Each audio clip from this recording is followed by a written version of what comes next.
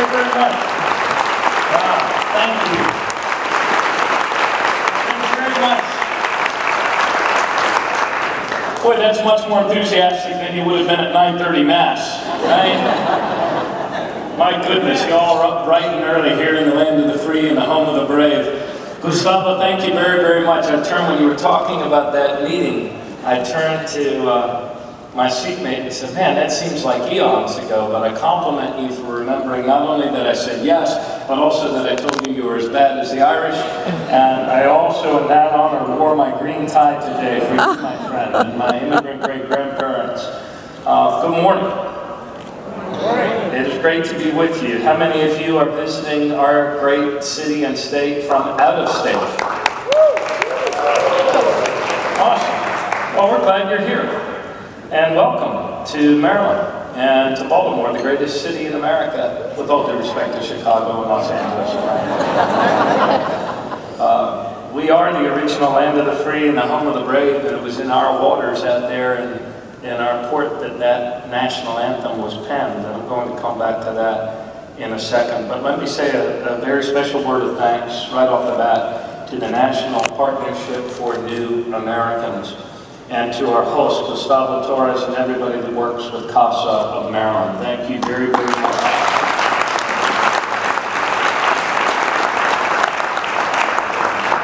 Very important work that CASA does and that the partnership is accomplishing throughout our country and of course here in our state, helping to empower our neighbors and helping to reinvigorate the American dream. In my first term, we created a council for new Americans, and they did some great work. Tom Perez was our Secretary of Labor Licensing and Regulation. Then he went on to become a prominent member of the Obama administration in the Justice Department, as have many of our cabinet members. I regret that I have but one cabinet to give to my country. But among the recommendations for the Maryland Council for New Americans were workforce recommendations, right, on improving licensing, credentialing, and the like. Another one was citizenship recommendations, creating a more robust network to allow people who can apply for citizenship to apply for citizenship. Financial services recommendations, because we saw the way the subprime market was affecting so many new American families, and also government access recommendations. And one intervening force that happened in the meantime was a couple of years ago, 2 legislative sessions ago, we passed a state version of the DREAM Act in our legislation.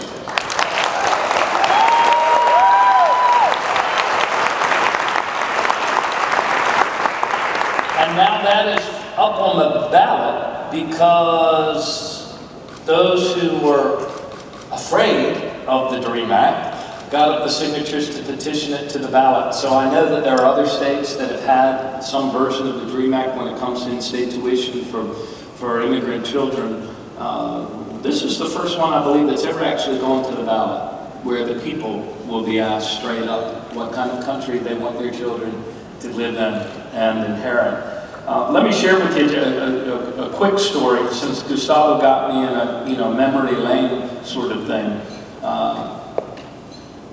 When I was running for re-election in 2010, after having done the Council for New Americans and after doing some good work, including driving way down the infant mortality rate among Latina moms, which had been spiking in our state until we attacked that and did a better job of reaching out. But in the debates with my opponent in 2010, in one of the final televised debates, he was mocking me, can you believe it, for using the term New Americans.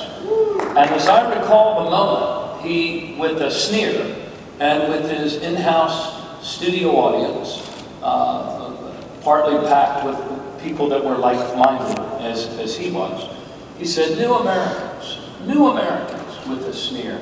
He says, when someone breaks into your house in the middle of the night, do you call them a new family member? I knew the second he said that Anthony Brown and I would get 99.9% of all new Americans in the state of Maryland.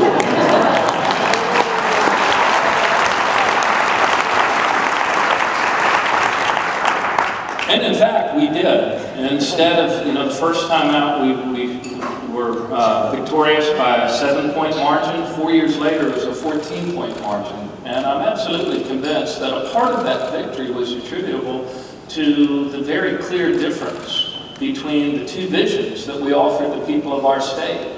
One was a vision of an America that's shrinking, where there's less opportunities and where we're moving back. The other was a vision of an America that's always growing, exploring, expanding more opportunities, and moving forward. And in our state, from our founding, we have always been a state, even when others are falling back, that chooses to move ahead. So your work is important to that life-changing, opportunity-expanding, dream-achieving work that is at the heart of the American dream. It is the work that bolsters the U.S. economy and also our country's fiscal situation.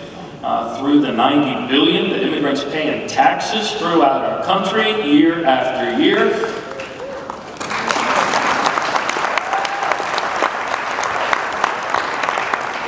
That's one of the few times you'll ever use a tax line as an applause line. We'll make the most of it. It is work that we believe in here in Maryland. In 2008, as I mentioned, we created that Council for New Americans. And I wanted to talk with you today about a truth that really lies at the heart of the American dream, and it is this. The stronger we make our country, the more she gives back to us, and the more she gives back to our children and our grandchildren. I mentioned before that, it is fitting and right and proper that you're here, since we're in the midst, we're 45 days away from passing the DREAM Act. But you also arrived here during the bicentennial of the War of 1812. And as governor here, it is my official duty to encourage you to spend as much money in our economy seeing the sights as possible. And one of those sites is just down at the end of the peninsula. You go down right here on Light Street and take a left on Ford Avenue, take it till it takes you right directly into the front gates of Fort McHenry. In 1814, Washington had been burned to the ground. The people of Baltimore could see the glow from the fires coming up from the south, like in the direction over Camden Yards. And then the British general at the time said that he was going to march on Baltimore. He was going to burn Baltimore. He was going to dine in Baltimore, because even then we had great restaurants. And then he was going to burn Baltimore to the ground. But the people of Baltimore had something else in mind. Instead of running away, they hunkered down. Instead of moving back, they rushed forward to Fort McHenry, to the ramparts there. They dug trenches across what is current-day Patterson Park. And get this, 50% of the defenders of Baltimore were immigrants, had not even been born in this country. Many were African-American citizens of a still very imperfect slaveholding country. The Star-Spangled Banner, that giant, giant flag that they had commissioned by Mary Pinkersgill, a woman-owned business in Baltimore, and her daughters. There was another little set of hands that sewed that flag together. And they were the hands of Grace Wisher, a 13-year-old indentured African-American servant girl. So your very flag, the Stars and Stripes, were sewn together by black and white hands. Hands of bondage, hands of freedom. And I would submit to you that the common thread that held those Stars and Stripes together is the same common thread that holds us together now. And it is the thread of human dignity. The dignity of work.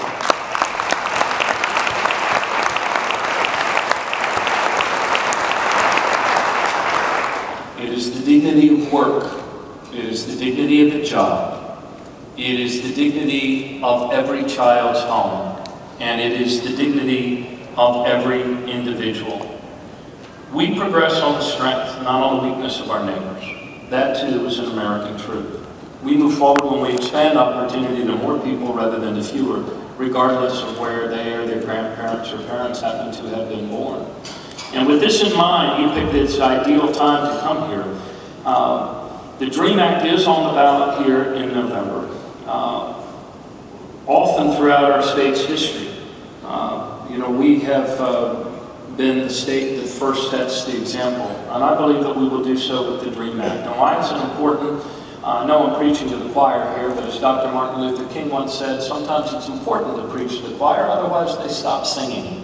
So, the DREAM Act is important because in our changing world, our ability to create jobs and move our country forward depends on our willingness to educate, innovate, and rebuild for our future and our children's future.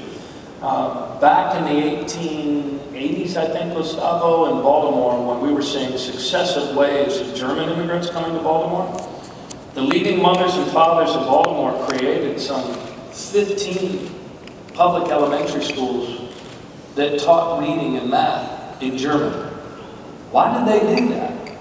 Well, because they were decent people, yes, but they also were people of pragmatic, practical common sense. They knew that these immigrant children would be inheriting this country along with their own children, and they wanted their children to grow up in a country that was stronger, more inclusive, with more opportunities and higher levels of education, because they understood the more highly educated a citizenry, the more economic opportunity for everyone. So we need your help. As you leave here today, as you go back to take that break in your hotel room before going off with your friends to see Fort McHenry, I'd like you to help us here with the DREAM Act by going online and encouraging people to contribute to the campaign. Right now we're running at about 57%. Some polls would say higher, but it is not over till it's over, and we need your help. Let me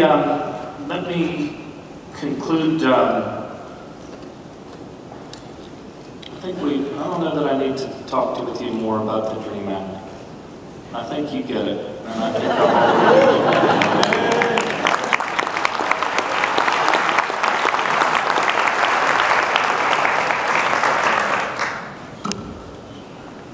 in a very real sense, because of the blood we share, not only with one another, but the blood we share with our parents and grandparents, we were all once strangers in a strange land.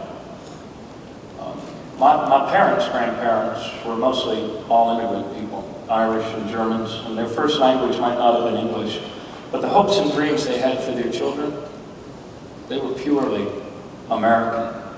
And so too are the hopes and dreams of Marylanders like my friend Maria Welch, the daughter of new American parents who came to the United States from Costa Rica and Colombia. And at one time, Maria was homeless. Today she is the CEO of a $10 million small business located in Columbia, Maryland. Her business has served more than 24,000 patients. In 2008, I had the distinct honor of swearing her in as chair of the Governor's Commission on Hispanic Affairs. Second story. The American dream is also woven in our state through the story and the actions and the hard work of Prem Agrawal. Prem came to the United States from India in 1967 with a suitcase and $1,000 to his name. A few years later, while working for a grocery company, he tried unsuccessfully to convince his employer to build an ice cream manufacturing plant in Maryland. And when they declined to do so, he decided to do it himself.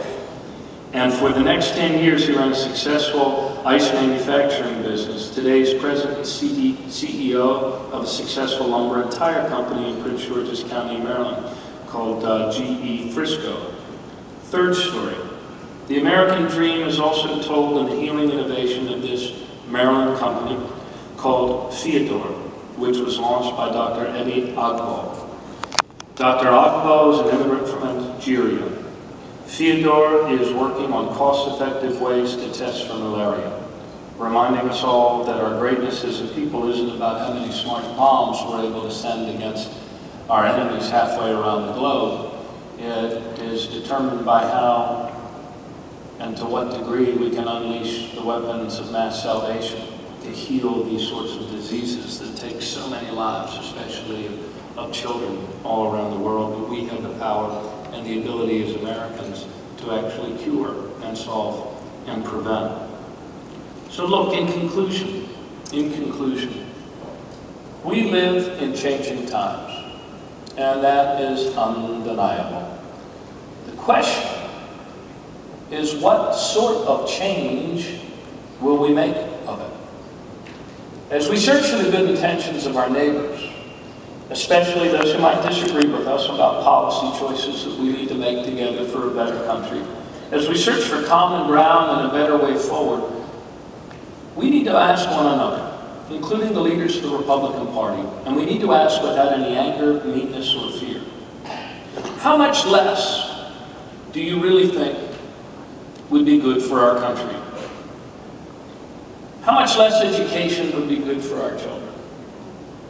How many fewer college degrees will make our economy more competitive? How much less public safety would improve living in our towns and cities? How many family farms can we no longer afford to save? How many hungry American children can we no longer afford to feed? Our parents and grandparents did not come across the ocean, settle a continent, and do hard, backbreaking, oftentimes life-threatening work so their children and grandchildren could live in a country of less. America is not a country of less opportunity. America is a country of more opportunity. The opportunity to work, the opportunity to build up a secure and more loving home, the opportunity to give your own children a better future. And the United States of America, despite some of those who would doubt it, is still the greatest job generating, opportunity, expanding country ever created by a free people in the history of civilization.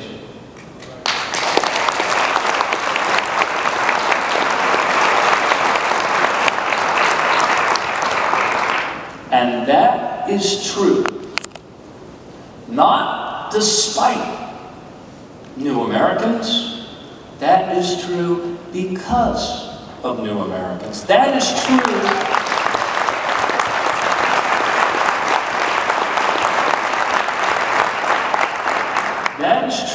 not despite immigrant people, but because of immigrant people. That is true not because of those who would have some of us live in the shadows of darkness, but it is true because of the heart that every human being possesses and the desire we have to raise our children in the fullness and the light of opportunity where they can become all that they can be. That's what America's about. That's why the Star-Spangled Banner was defended. That's why the Stars and Stripes is still stitched together today by the thread of human dignity that each of you sews into the fabric of a great and growing nation. Thanks very, very much.